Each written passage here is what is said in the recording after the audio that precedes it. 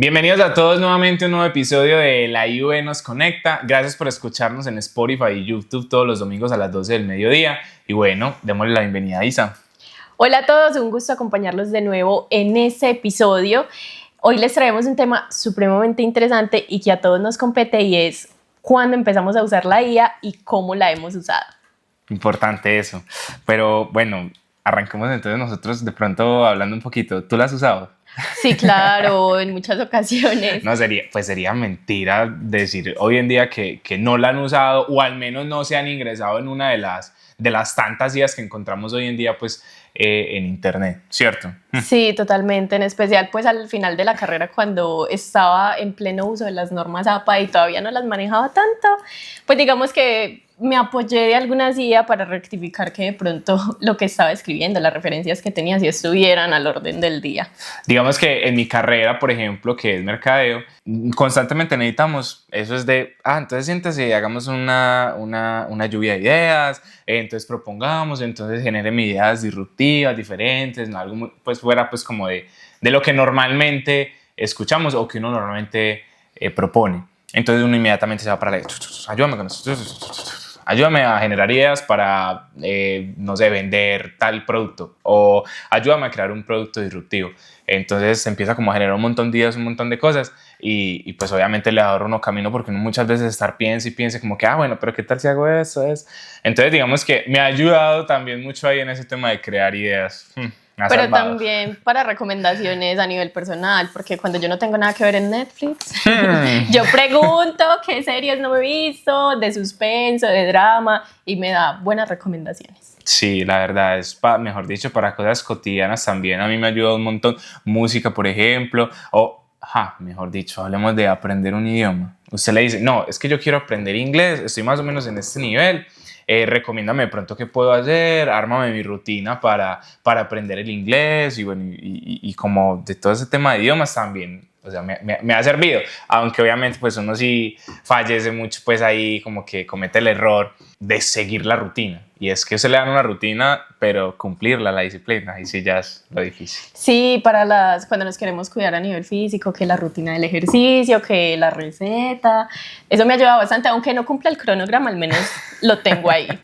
Isa, es importante este dato, y es que dice que el 69% de los padres, el 73% de los profesores y el 82% de los estudiantes de entre 14 y 17 años han utilizado alguna vez la IA. Bastantes porcentajes, pero entonces invitemos a nuestro experto del día de hoy a que nos cuente un poquito más de todas esas cuestiones alrededor de las IAs. Hoy nos acompaña Daniel Bentancur Vázquez. Hola, muchas gracias por haberme invitado al espacio. Muy agradecido por estar acá con ustedes. No, gracias a ti, Dani. Dani, cuéntanos un poquito de ti. Bueno, yo soy Daniel Bentancur, soy el coordinador de la línea de inteligencia artificial de la Facultad de Ingeniería. Llevo más o menos 5 años en la institución, hemos ejecutado varios proyectos con mi ciencia y proyectos internos también. Y digamos que también tengo algo de experiencia trabajando en la industria con inteligencia artificial, sobre todo con estos temas de modelos grandes de lenguaje, o como lo conocen ustedes, GPT. Súper, genial. Perfecto para que nos conteste esas preguntas. Dani, empecemos con la primera pregunta que te tenemos, y es, ¿la IA se ha convertido pronto en un elemento vital para los estudiantes? Es posible, digamos como que siempre la inteligencia artificial se tiene como la guía de que, según Isaac Asimov en algún momento, nosotros debemos internarla, o como toda tecnología, como asistente en nuestra vida cotidiana, ¿cierto? Nosotros somos los pilotos, por eso hay una tecnología que se llama Copilot, ¿cierto? Somos los pilotos de lo que hace la IA. Nosotros proponemos y ella ejecuta. Los estudiantes se han vuelto, digamos, como que recurrentes en el uso de la inteligencia artificial, no necesariamente para mal, pero sí deberíamos tener un contexto de cómo utilizar la inteligencia artificial y para qué nos puede servir para potenciarnos y no obstaculizarnos. Súper. Bueno, yo tengo una pregunta, y es que hay un rumor social en los pasillos de la IUB que dicen que el uso excesivo de la inteligencia artificial puede volver a los estudiantes menos inteligentes. ¿Eso es posible? Esa preocupación es válida, ¿cierto? Porque, digamos, cuando uno le da un mal uso a la inteligencia artificial, y sobre todo porque está reemplazando como capacidad cognitiva del humano, el uso de la IA puede ser peligroso a la larga. ¿Por qué? Porque no estamos operando nosotros, no estamos perdiendo capacidades de formulación, propositivas, de argumentación, porque todo le estamos dejando al peso de ella. Otra cosa es que lo usemos para, digamos, ayudarnos a solucionar tareas mecánicas, ¿cierto? Eso es muy diferente, es una herramienta, es como el pincel del pintor con la pintura. Nosotros no estamos facilitando algunas tareas que pueden ser repetitivas, más no estamos reemplazando la capacidad o la formulación cognitiva dentro de las tareas que estamos teniendo. Eso es diferente. Entonces, dependiendo del uso que se dé, sí puede ser a la larga un problema.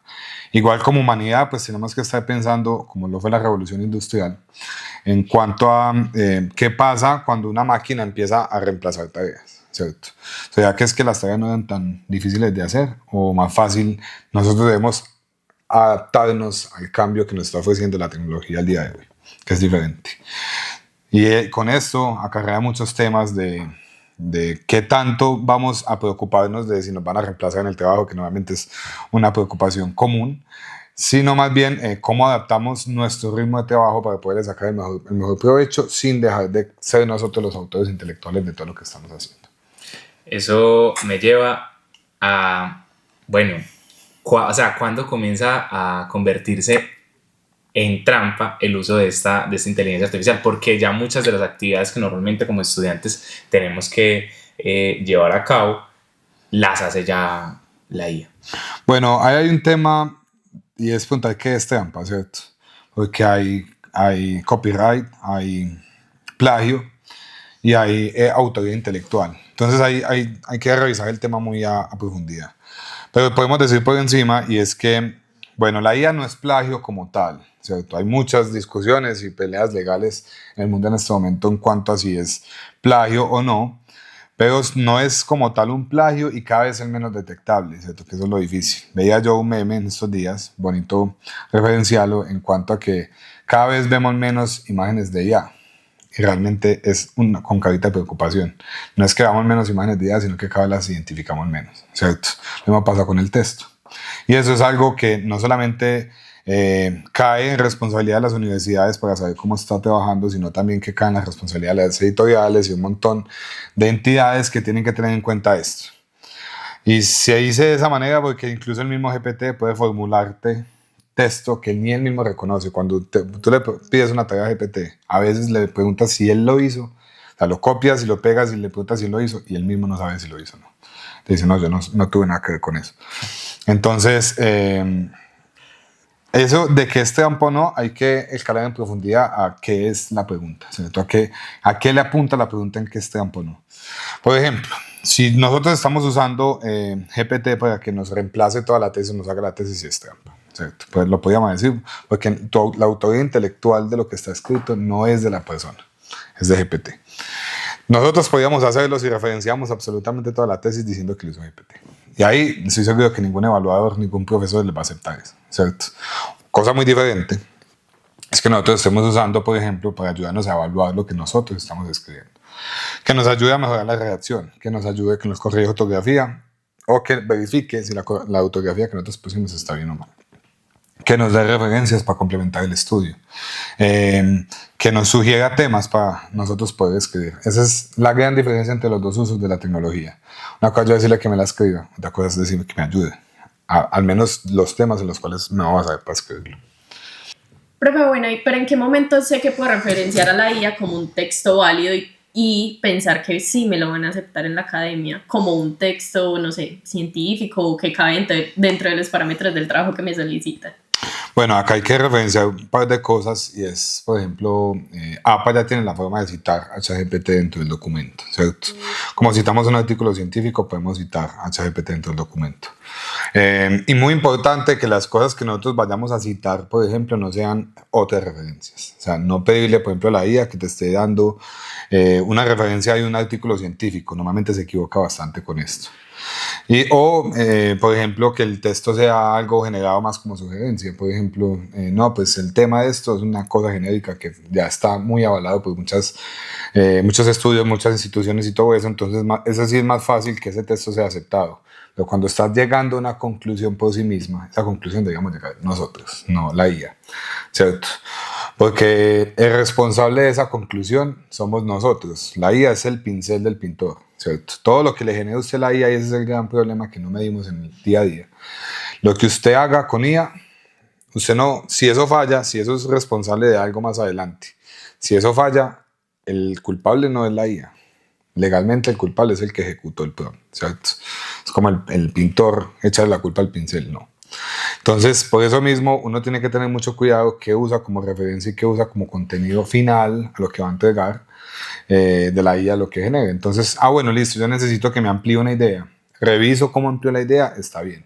Pero si la idea concluye en algo, o si la idea da una referencia, como un artículo científico, una página web y eso, es mejor entrar a la página web, verificar que eso sí exista. Ojo, muy diferente, hay dos temas ahí.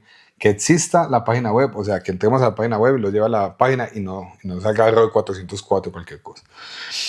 Y además de que el contenido que tiene la página web sí es lo que está referenciando él, porque puede que la página web funcione y exista, que tenga el mismo título, pero que no hable exactamente lo que está referenciando, o sea, que no sirva como referencia para lo del texto.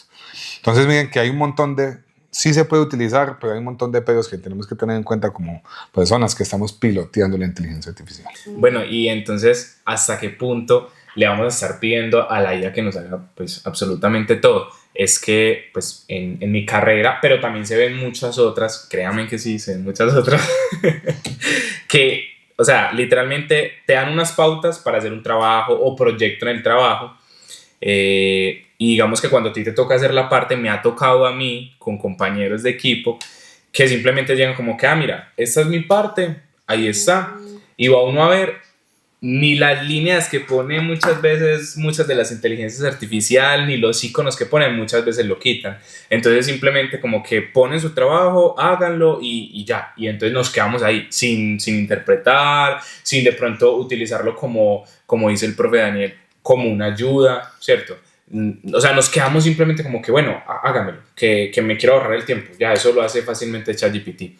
Eso pues es algo preocupante, es algo que como decía un docente de mi carrera, y es, si ya lo puede hacer la IA, si lo está haciendo la IA, entonces ¿para qué te vamos a contratar a ti? Es muy teso. Eso me pega a la quinta pregunta que queremos hacerle a Dani, y es, digámosle al público, primero, qué son los prompts y cómo utilizarlos de manera correcta. Bueno, el prompt es la orden como tal que le hacemos a la IA para que conteste, ¿cierto? Que es el texto en el cual estamos ingresando la interfaz del que contiene la pregunta específica.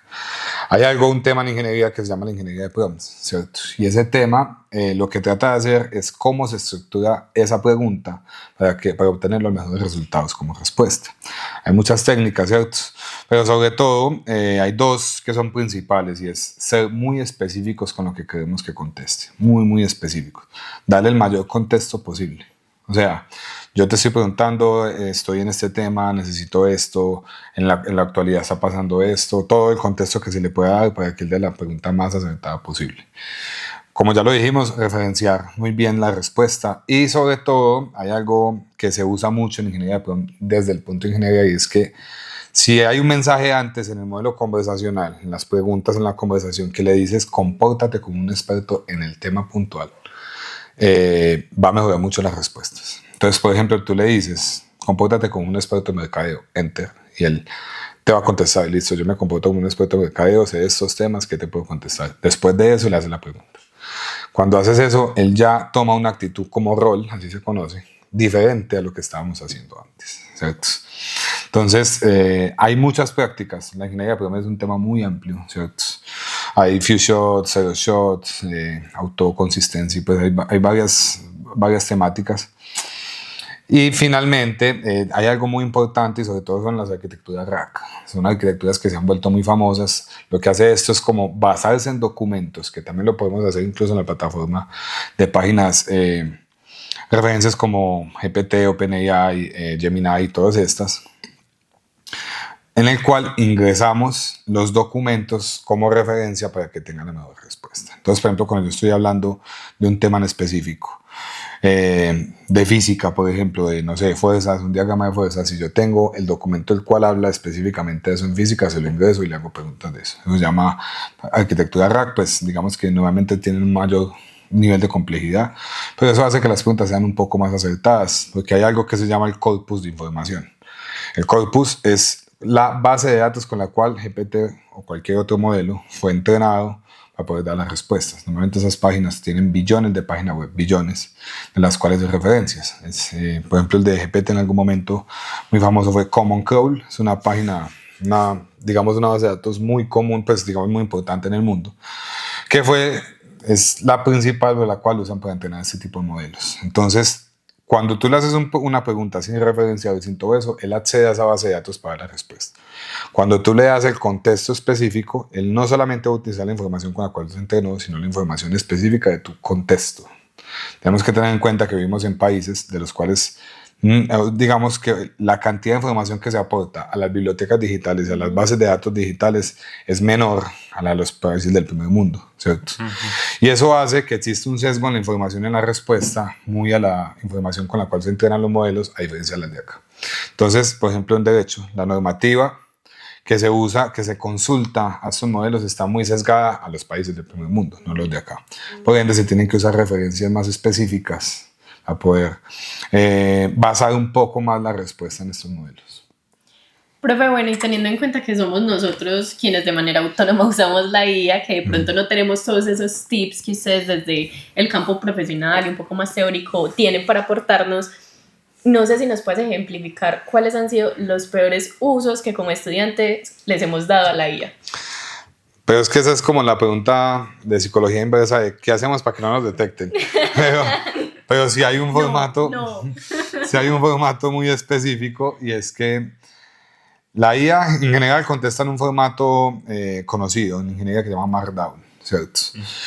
Ese formato, cuando ya uno medio lo ha utilizado, usted puede preguntarle a la IA que no le conteste en el formato común, sino que le conteste como si fuera un humano. Acá le estoy dando los tips a todos para que no se los detecten, ¿cierto? Pero usted puede hacer que le cambie la respuesta para que parezca más humano. Por ejemplo, el uso de viñetas en ChatGPT es muy común. Entonces, a uno cuando le entregan un trabajo lleno de viñetas, uno ya sabe que lo generó GPT. Y ese tipo de respuestas sí las reconoce GPT. Entonces yo le digo a GPT, ¿tú escribiste eso? Y me dice que sí. Pero cuando usted le dice, respóndeme como un humano, y usted copia ese test y lo pega, es menos probable. Pero no es que no lo veamos como un punto, o sea, veámoslos como la forma de exigirle también a que la asesoría o la asistencia que nos está dando sea de mejor calidad que la otra. La otra es una respuesta más genérica que básicamente no se está esforzando mucho por responder. Existen varios modelos, varios tipos de modelos. Hay modelos como razonadores, modelos planeadores, bueno, hay conversacionales, agentes, que son diferentes tipos de modelos. No solo existe GPT, pero sobre todo en los modelos de GPT también hay algo muy interesante que le puedes decir. Busca en profundidad, ¿cierto? O date un tiempo para pensar la respuesta. Eso hace que él se demore más contestando, pero la respuesta está mejor referenciada y tiene mayor análisis de profundidad. GPT también usa, por ejemplo, como otras plataformas, la búsqueda, la asesoría con agentes. Entonces, pues ya hay unas que son más pagas con la licencia, pero en el gratuito incluso le puedes pedir, basa tu información en referencias en internet, ¿cierto? Entonces te va a salir algo como buscando en la web. Eso es una herramienta de agentes que tiene OpenAI integrada GPT como tal. Pero eso hace también que la referencia no se vale solo en el corpus de información que él tiene, ya hemos hablado del corpus de información más temprano, sino también de que tenga referencias más, digamos, como que en la web o cosas de las cuales no fue entrenado literalmente. Entonces, todas esas herramientas las podemos utilizar para que la respuesta, la asesoría que nos está dando sea mayor informada y con mayor contundencia. Mejor dicho, paren el video, retroceda, póngalo en 0.5. Escriban los tips. Mejor dicho. Dani, ¿qué herramientas de IA nos recomiendas utilizar? Así, pues como las más comunes pues las que nada más conocemos, digamos que es ChatGPT, Gemini y... Mónica también es conocida. Por ejemplo, yo creo que ya, pero de pronto algunas que tú digas, yo digo que estas van mandando la parada. GPT siempre va mandando la parada en muchos aspectos. Resulta que ChatGPT no le está haciendo promoción a OpenAI, pues, pero... ChatGPT lleva más tiempo interactuando con humanos y usa una arquitectura que se llama RHLF, que es una retroalimentación humana. Por ende, ese modelo tiene, digamos, mayores facultades para conversar con los humanos que los otros. Entonces, es más cómodo hablar con ChatGPT y él entrena, digamos que te entrega mejores respuestas tanto el trato con el procesamiento del lenguaje natural. O sea, te habla más naturalmente. Pero eso no significa que sea la mejor, ¿cierto? Por ejemplo, hay un modelo que se hizo famoso hace poco, DeepSeek, que es un modelo chino, que digamos en algunas métricas como AIME y todos los pensamientos lógicos complejos tiene mejor capacidad de respuesta que por ejemplo los modelos de OpenAI. DeepSeek también es gratuito para usar y digamos que tiene una interfaz muy parecida a la GPT, lo pueden buscar en la web, también lo pueden interrogar para ayudarles con preguntas más complejas. También pues está Perplexity, ¿cierto? Que es una herramienta que se encarga de buscar a mayor profundidad las respuestas. Tiene herramientas en internet para eso. Y la versión más paga de GPT, que es más costosa, tiene una herramienta que se llama Deep Research, ¿cierto? El Deep Research es que ya no se basa casi nada en el corpus de información, sino que hace todo un web scraping, que es, digamos, web scraping en la búsqueda automatizada en internet y basado en algunas bases de datos extras para poder construir un documento muy bien referenciado de lo que te va a contestar. Ya son herramientas mucho más avanzadas, sobre todo enfocadas en la investigación, ¿cierto? Y que igual se van a dar cuenta que usándolas aún así tienen errores. Por ende, nunca se basen solamente en lo que responde el modelo, ¿cierto? Nosotros también usamos en algún momento GPT, ya prácticamente es una herramienta que usan en el día a día muchas personas, pero pues cada respuesta o argumento que tiene que dar el modelo tiene que ser revisado por un humano. Nosotros lo usamos, lo revisamos, miramos en qué se equivocó, en qué no, y por ende es muy importante que usted como persona tenga la capacidad crítica de analizar la respuesta del modelo. Si yo no sé un tema y le pregunto algo a él, no va a tener la capacidad para evaluar qué también contestó. ¿Cierto? Eso es lo más principal en el uso de la herramienta y por eso nosotros como humanos nunca podemos dejar de ser más capaces que él. Por eso él siempre tiene que ser un asistente. Profe, bueno, pero ya hemos hablado desde la perspectiva de los estudiantes, pero yo quiero saber, ¿los profes también usan mal la IA? Sí, digamos como que siempre se da como una capacitación para tanto estudiantes, docentes, incluso en ámbitos laborales para el uso de esas herramientas. Por ejemplo, el hecho de que algunos docentes puedan usar la IA para evaluar los exámenes sin ni siquiera revisar la respuesta es un mal uso de la IA, ¿cierto? Por muy herramienta que lo conformen, porque a veces hay formas de hacer que la IA se vuelva más específica para eso. Pero siempre debe ser una revisión exhaustiva en cualquier ejecución de la inteligencia artificial que se haga. Tanto para revisar eso, tanto como para formular clases, tanto como para todos los usos que pueda hacer un docente, debe estar revisada específicamente para eso. Mejor dicho, no es que tienen que volver a ver este episodio por ahí unas 2-3 veces. Mucha información, muy completo. Obviamente, pues faltará un montón también. Yo creo que eso sería todo, Dani. Muchísimas gracias. Y bueno, esperamos poderte tener pues en un próximo episodio con nosotros. Total, para despejar el resto de dudas que no logramos responder el día de hoy. Listo, muchas gracias. Bueno, pasemos entonces a nuestra sección favorita, Estudiantes en Acción, o mejor aún, en este caso, Docentes en Acción. Sí, es que no nos pudimos aguantar las ganas de preguntarles a nuestros docentes qué opinan sobre este tema de las sillas.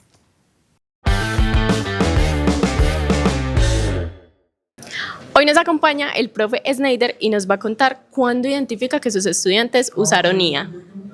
Es lo más fácil del mundo, aunque ya tenemos algunos programas que nos ayudan a identificar estas prácticas, digamos, los estudiantes están cometiendo algunos errores que hacen que los docentes nos demos cuenta de que están utilizando inteligencias artificiales. Por ejemplo, copian y pegan sin leer. Ese es un error que están cometiendo en la actualidad. Le piden a la inteligencia artificial que haga una actividad y no leen lo que responde a la inteligencia artificial. Entonces, cuando nosotros lo leemos, nos damos cuenta inmediatamente que no fueron ellos los que lo hicieron. ¿Por qué? Un ejemplo.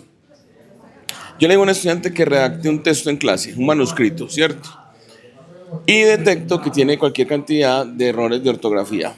A la actividad siguiente le pido que haga en la casa como tarea una actividad y resulta que tiene la mejor ortografía del mundo. ¿Cómo se explica eso?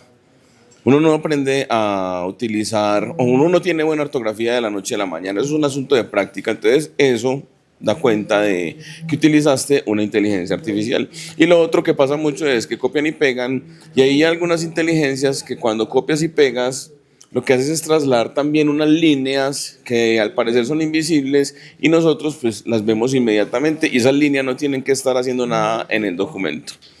Entre otras maneras de identificarlos, ahí les dejo dos. Ya saben, hacer muchas planas para mejorar la ortografía. Por favor. Ahora el profe Leo nos va a contar él cómo lo identifica. Es supremamente sencillo. Lo normal es que simplemente uno lo detecte a partir del estilo escritural del estudiante. Entonces, si le pides generar un ensayo o un escrito corto y cuando haces la lectura ves que tiene una estructura, digamos, superior al nivel esperado, uno puede tener una duda respecto a si el contenido realmente lo generó el estudiante. Eso no quiere decir que no pueda haber logrado el objetivo de tener un buen nivel de escritura.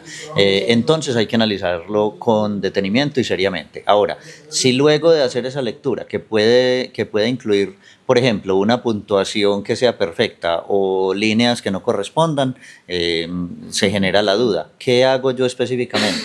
Utilizo herramientas también de la inteligencia artificial para hacer la revisión. Una de ellas, por ejemplo, es esta página ScriptBR que permite detectar perfectamente si algo que ha sido escrito dentro de una tarea corresponde o no con la escritura de un estudiante. Si luego de que lo he pasado por una primera herramienta todavía tengo la duda, aunque el sistema me diga lo contrario, utilizo otras dos herramientas, entre ellas, por ejemplo, ZeroGPT. Ante la evaluación, por ejemplo, de trabajos ya que sean trabajos finales, trabajos de grado, por ejemplo, proyectos de intervención, utilizamos herramientas mucho más avanzadas, como por ejemplo pueden ser las de Turnitin o Authenticate. Ahora nos acompaña el profe Johnny y él nos va a contar cuáles son sus señales de alarma. Hola Isabela. Bueno, empezando por el tema de la escritura, ¿cierto? Cuando hay IA, se puede identificar en los párrafos, en la redacción, en los 0 errores de ortografía, también en la velocidad en que entregan los trabajos. Sí, eso también tiene mucho que ver. Yo creo que son los puntos más básicos.